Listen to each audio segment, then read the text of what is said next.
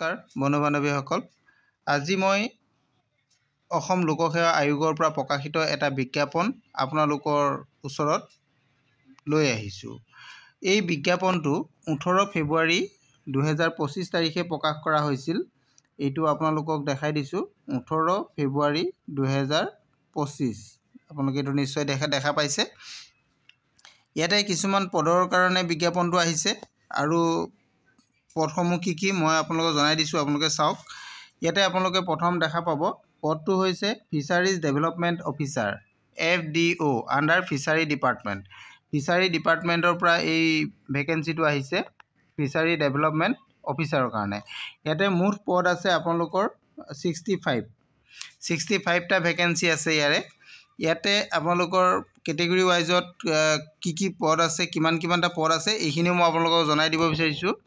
আপোনালোকে চাওক, টোটেল হৈছে আমাৰ 65টা পদ। তাৰে অপেন কেটেগৰীৰ কাৰণে আপোনালোকক পদ দিয়া হৈছে ইয়াতে 39টা টোটেল পদ।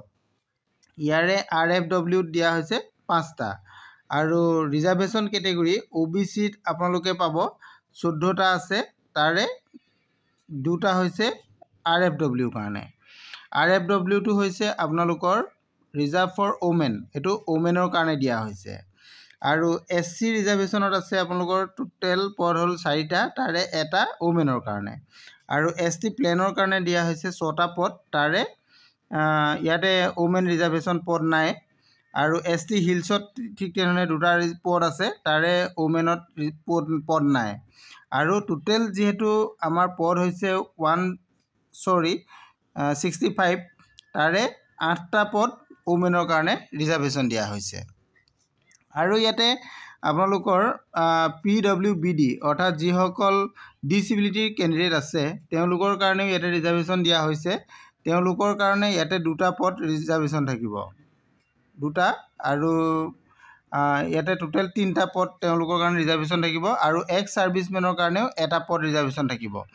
যিহেতু টোটেল পদ 65, তাৰে ভিতৰত 8টা ওমেনৰ কাৰণে আৰু ওমেনৰ কাৰণে 8টা আৰু PWBD কেণ্ডিডেটৰ কাৰণে টোটেল 3টা আৰু এক্স ছাৰ্ভিচমেনৰ কাৰণে এটা পদ ৰিজাৰ্ভেশ্যন থাকিব। এতিয়া আমি আহোঁ ইয়াৰ পিছৰখিনি কণ্ডিশ্যনলৈ। ইয়াৰ পিছৰ কথাটো হ'ল কি, আপোনালোকৰ এই পদটোৰ কাৰণে দৰমহাটো কেনেধৰণে হ'ব।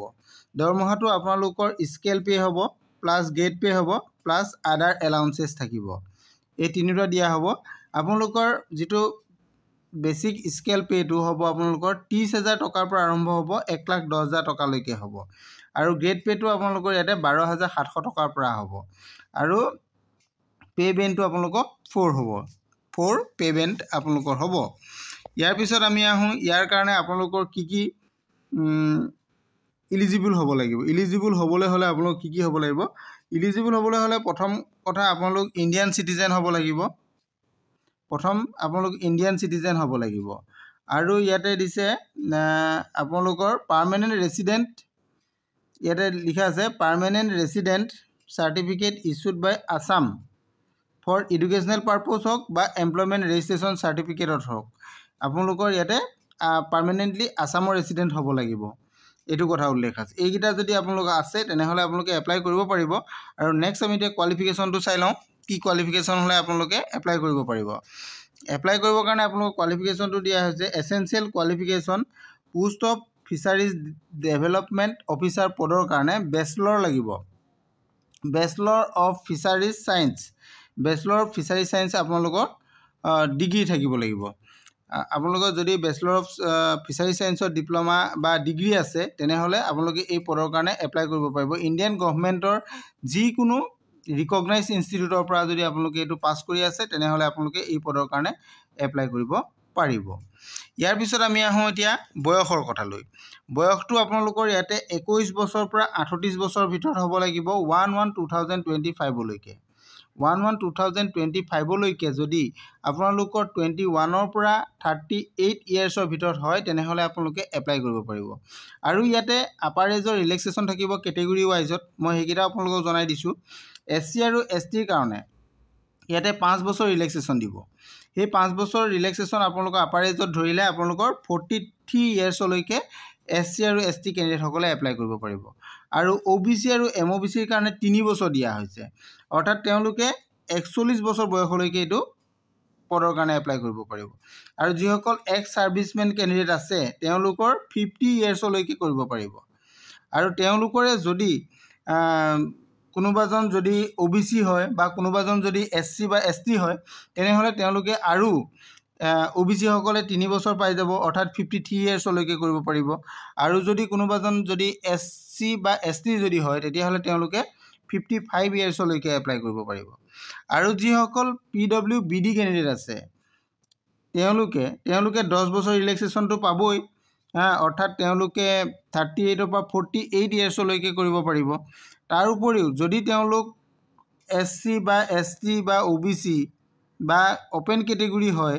তেওঁলোকে তেতিয়া হলেও সেই 10 বছৰৰ ৰিলেক্সেশন ইয়াতে পাব বুলি উল্লেখ কৰিছে এইটো আপোনালোকে বুজি পালে ইয়াৰ কাৰণে আপোনালোকে ক্লাস 10 ৰ হয় 12 ৰ হক এডমিট কাৰ্ড বা সাৰ্টিফিকেট বা মাৰ্কশিট প্ৰডিউস কৰিব লাগিব বাৰ্থ সাৰ্টিফিকেট আপোনালোকে ইয়াৰ কাৰণে প্ৰডিউস কৰিব পাৰিব এইটো ডকুমেন্ট আপোনালোকে আপলোড কৰিব লাগিব আৰু লগতে আপোনালোকৰ যিসকল ডিসেবিলিটি কেণ্ডিডেট আছে তেওঁলোকেও ডকুমেন্ট আপলোড ইয়াতে কৰিব লাগিব এইখিনি কথা আছিল আৰু ইয়াৰ বিষয়ে আৰু কিবা যদি আছে মই আপোনাক জনাই দিব বিচাৰিছো প্ৰথম আপোনালোকে এটা বস্তু জানি লওক ইয়াত এপ্লাই কৰিবৰ কাৰণে অনলাইন আবেদনটো 24 ফেব্ৰুৱাৰীৰ পৰা আৰম্ভ হ'ব এই যেটো পদৰ কাৰণে ফিচাৰিজ ডেভেলপমেন্ট অফিচাৰ পদৰ কাৰণে আপোনালোকৰ অনলাইন আবেদনটো 24 ফেব্ৰুৱাৰীৰ পৰা আৰম্ভ হ'ব আৰু 23 মাৰ্চ 2025 লৈকে অনলাইন আবেদন চলিব আপোনালোকে 24 ফেব্ৰুৱাৰীৰ পৰা 23 মাৰ্চৰ ভিতৰত অনলাইন আবেদন কৰিব লাগিব আৰু ইয়াৰ কাৰণে আপোনালোকে এটা এপ্লিকেশন ফিজ পেমেন্ট কৰিব লাগিব এটো অনলাইন থ্ৰু পেমেন্ট কৰিব লাগিব সেই পেমেন্টটো আপোনালোকে 25 মাৰ্চৰ ভিতৰত কিন্তু পেমেন্ট কৰিব লাগিব গতিকে আপোনালোকে পেমেন্টটো কিমান কৰিব লাগিব আমি এটো চাই লম যিসকল জেনাৰেল ক্যান্ডিডেট অৰ্থাৎ ওপেন ক্যাটেগৰি ক্যান্ডিডেট থাকিব তেওঁলোকৰ কাৰণে 297.2 रुपीस পেমেন্ট কৰিব লাগিব আৰু যিসকল OBC আৰু MOBC ক্যান্ডিডেট থাকিব তেওঁলোকে 197.2 रुपीस পেমেন্ট কৰিব লাগিব আৰু যিসকল SC ST বা BPL বা PWBD ক্যান্ডিডেট আছে তেওঁলোকে 47.20 रुपीस পেমেন্ট কৰিব লাগিব এইখিনি আপোনালোকে পেমেন্টৰ কথা এইকিটা পেমেন্টটো আপোনালোকে অনলাইন থ্ৰু পেমেন্ট কৰিব লাগিব এইখিনি পেমেন্টৰ কথা আহিলে আৰু ইয়াত আপোনালোকে আবেদন কৰিবলৈ হলে কেনে ধৰণে কৰিব মই এটো জনাই দিছো আবেদন কৰিবলৈ হলে আপোনালোকে APSC যেটো অফিচিয়েল ওয়েবসাইট তাতে যাব লাগিব তাতে গৈ যিসকল নতুনকৈ আহিছে তেওঁলোকে ৰেজিষ্ট্ৰেচন কৰিব লাগিব যিসকলে আগত ৰেজিষ্ট্ৰেচন কৰা আছে তেওঁলোকে ৰেজিষ্ট্ৰেচন কৰিব নালাগে আৰু যিসকল নতুন ক্যান্ডিডেট তেওঁলোকে ৰেজিষ্ট্ৰেচন কৰিব লাগিব